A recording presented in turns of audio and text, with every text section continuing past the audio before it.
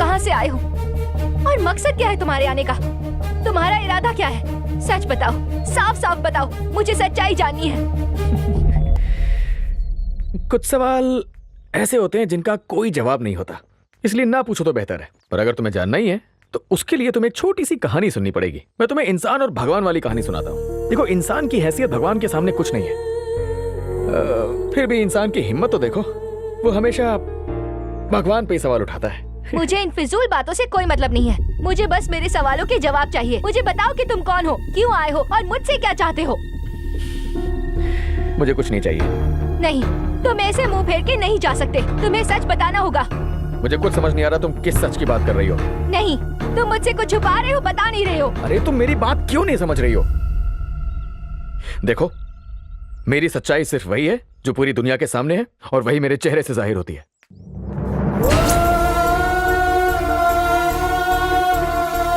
कौन हो सकता है ये?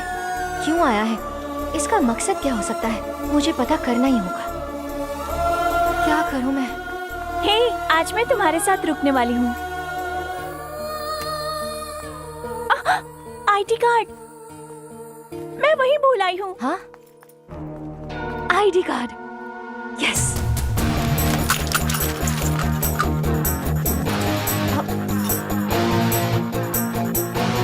मिल गया।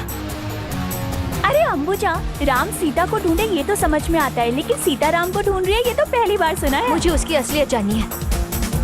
क्या आप इसे जानते हैं?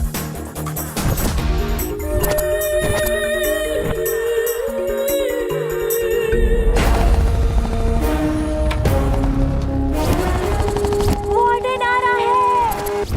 अंबुजा, बैठिए, बताइए क्या खिदमत करें? मुझे इस स्टूडेंट की जानकारी चाहिए। माफ कीजिए, ये लड़का हमारे स्कूल का नहीं है। हाँ? आपको गलतफहमी हुई है। लेकिन आईडी कार्ड तो इसी स्कूल का है ना? जरा गौर से देखिए ना। देखिए, दोबारा देखने की जरूरत नहीं है। मैंने कहा ना, ये लड़का इस स्कूल का नहीं है। लेकिन सर, मुझे पूरा यकीन है कि ये स्टूडेंट यहीं का है। स्कूल में तो बहुत सारे बच्चे होंगे ना, तो सबके बारे में याद रखना तो बहुत मुश्किल है। इसीलिए एक बार रिकॉर्ड्स चेक कर लेंगी तो मेहरबानी होगी। मोहतरमा, अगर आपको मेरी बात समझ में नहीं आ रही है तो ये देखिए, ये सारे आईडीज फर्जी हैं, हूबहू आपकी आईडी की तरह। देखना है तो देखिए, नहीं तो दफा हो जाइए।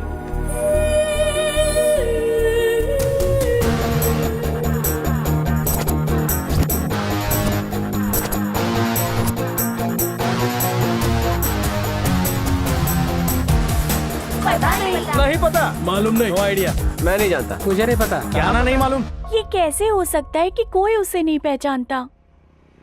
अगर वो सच में कोई फर्जी इंसान निकला तो?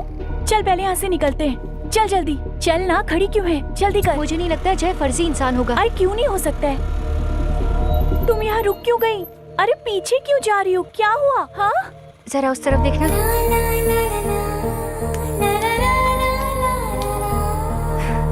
मिल गया। मुझे सच्चाई जाननी है। मुझे पता चल चुका है कि वो यही का स्टूडेंट था। देखिए, आपको मैंने एक बार समझाया ना, वो यहाँ का स्टूडेंट नहीं है। नहीं, ये झूठ है। वो इसी अनाथ आश्रम का स्टूडेंट रहा है। उसने यही पढ़ाई की है। आप लोग जरूर मुझसे कुछ छुपा रहे हैं। मेरे पास सबूत है कि उसने पढ़ाई यहीं से की है। मुझे हर कीमत पर सच एक बताओ। और लफ्ज नहीं, जुबान बंद। Stop it. यहाँ क्या तमाशा चल रहा है? ये दोनों मोहतरमा कौन है? इन्हें किस बात की दिक्कत है? सर, मुझे जय नाम के एक लड़के के बारे में कुछ जानकारी चाहिए। सर, मैं इन्हें कई दफा बता चुका हूँ कि ये जो जय नाम का लड़का है हमारे स्कूल का है ही नहीं, पर इन्हें मेरी बात पर यकीन ही नहीं। मुझे आपकी किसी बात पर यकीन नहीं है। आप मुझे सबूत दे दीजिए कि वो यहाँ का स्टूडेंट नहीं था। क्यों दें सबूत? और आप उसे किस हक से मांग रही हैं? वो मीडिया, हम मीडिया से हैं। Show me the ID card.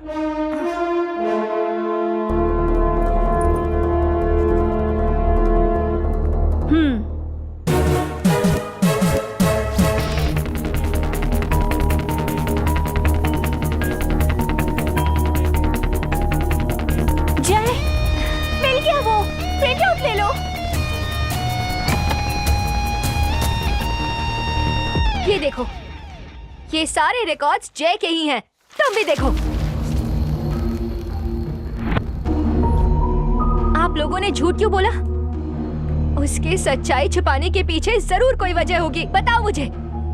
आप सब बेनकाब हो चुके हैं मेरे सामने। अगर अब भी सच नहीं बताया तो मैं किसी को नहीं बख्शूंगी। इससे पहले कि मैं बाहर जाकर सबको आपकी हकीकत बता दूं, मुझे इस सब की वजह बताओ। तो सुनो, वो लड़का गैर कानूनी हरकतों में शामिल था, जिसकी वजह से हमें उसे निकालना पड़ा। उसके सारे काले कारनामों का चिट्ठा इन्हें दिखाओ। ये खुद ही पढ़ें और फैसला करें कि हमने सही किया या गलत।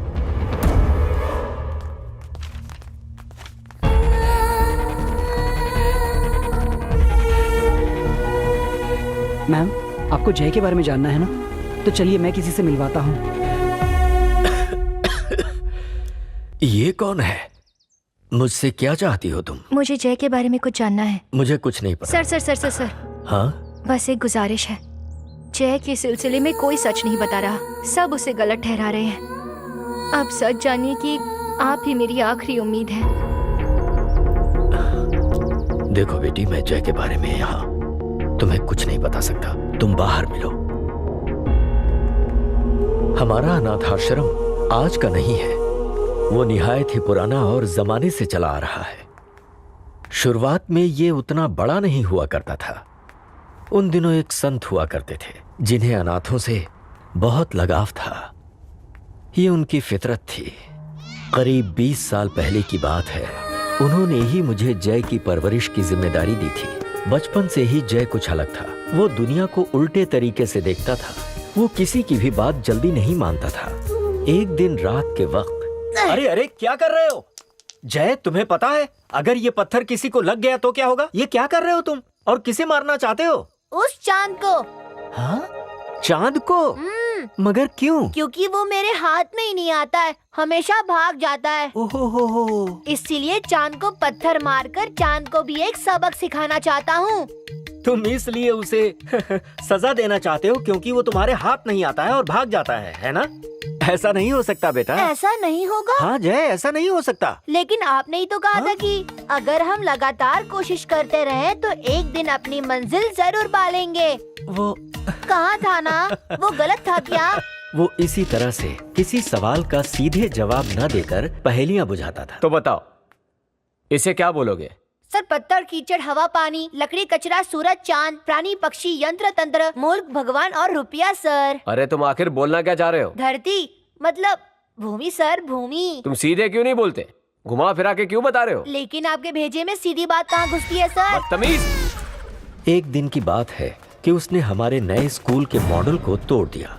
हेडमास्टर बहुत खफा हुए और उसे बतौर सजा ऐसा ही मॉडल बनाने के लिए कहा। जय रात भर जागकर सख्त मेहनत करके जब मॉडल बनाकर हेडमास्टर के पास गया तो अनाथाश्रम के वार्डन ने उससे दुश्मनों जैसा बर्ताव किया। वार्डन ने उसके मॉडल को तोड़ दिया और उसे भगा दिया। इस वाकये के बाद जय गुमसुम रहने लगा।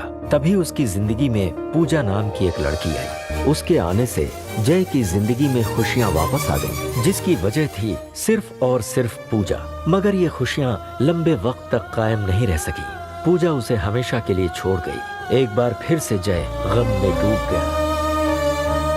उसकी याद में जय ने हैंडशेक के कई नायाब तरीके इजाद किए, जिसे आश्रम के तमाम बच्चों को उसने सिखाया। हैंडशेक का वो सिलसिला आज भी कायम है। उसकी खूबी थी कि अगर कोई आश्रम में मुसीबत में होता तो उसकी मदद के लिए वो फौरन हाजिर हो जाता।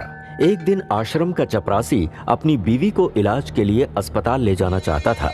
उसने छुट्टी के लिए वार्डन से गुजारिश की, जो उसे नहीं मिली।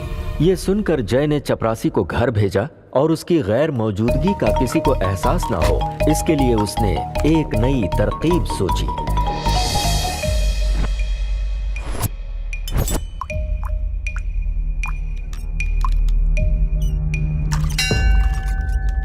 मगर उस वक्त उसने जो कुछ भी किया उसके लिए मुझे बहुत गुस्सा आया और मैंने उसे अनाथाश्रम के एक कमरे में बंद कर दिया। जब अगले दिन सुबह मैंने कमरे का दरवाजा खोला तो मैंने देखा कि रात भर जागकर उसने एक और मॉडल तैयार कर दिया था। तब मुझे पता चला कि जब उसके आसपास लोग होते हैं तो वो कुछ नहीं करता, पर अकेले में उसका दिमाग बहुत तेज चलता है। दिन ब दिन आश्रम के हालात बिगड़ने लगे, जिसे बेहतर करने के लिए जय ने एक सजेशन बॉक्स बनाया और उसे आश्रम के मेन गेट के पास लगा दिया। हालांकि जो लोग जय को नापसंद करते थे उन्हें ये बात बहुत बुरी लगी। मगर गुरुजी को ये ख्याल अच्छा लगा। सजेशन बॉक्स बनने के बाद वार्डन के खिलाफ कई शिकायतें मिली, जिसे जानने के बाद गुरुजी ने वार्डन पर अपना गुस्सा जाहिर किया, मगर वार्डन अपनी करतूतों से बाज नहीं आया। अब शिकायतें सीधे वार्डन ही लेने लगा। वो जानता था कि इन सब के पीछे जय का ही दिमाग है। जबरदस्त पिटाई करके उसे एक कमरे में बंद कर दिया, जहां उसने जय को कई दिनों तक भूखा प्यासा रखा। इसके बाद जय आश्रम की इन बातों से अपना तवज्जो हटाकर अपनी पढ़ाई पर ध्यान देने लगा। आश्रम के सारे लोग वार्डन की करतूतों से परेशान हो गए थे। खुद गुरुजी भी इन सब से वाकिफ थे। क्योंकि आश्रम के कई लोगों को वार्डन ने अपनी तरफ मिला लिया था, इसलिए गुरुजी भी बेबस थे। जय अब बड़ा और समझदार हो चुका था। आश्रम के हालात मुझसे भी बर्दाश्त नहीं हो रहे थे। मेरी उलझनों को महसूस करते हुए जय ने एक बार फिर वार्डन से आर पार की लड़ाई लड़ने का फैसला किया। पर इस बार वार्डन का मंसूबा था कि वो जय नाम के इस कांटे को हमेशा हमेशा के लिए अपनी राह से दूर कर दे। एक दिन जब मैं किसी काम से आश्रम से बाहर गया था, तो एक अजनबी लड़का बैग के साथ जय के कमरे में आया। थोड़ी देर बाद उसके पीछे पुलिस पहुंच गई। पुलिस ने उस अजनबी के बैग से ड्रग्स बरामद किए, जिसका इल्जाम सीधे जय के सिर पर थोप दिया। पुलिस वालों ने जब जय को गिरफ्तार कर गुरुजी के सामने पेश किया, तो उन्होंने भी जय को आश्रम छोड़ देने का हुक्म दे दिया।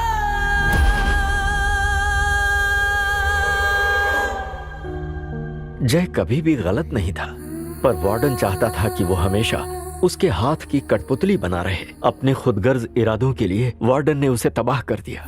उसके बनाए हुए मॉडल्स को आज भी मैंने संभाल कर रखा है। तुम उन्हें जरूर देखो।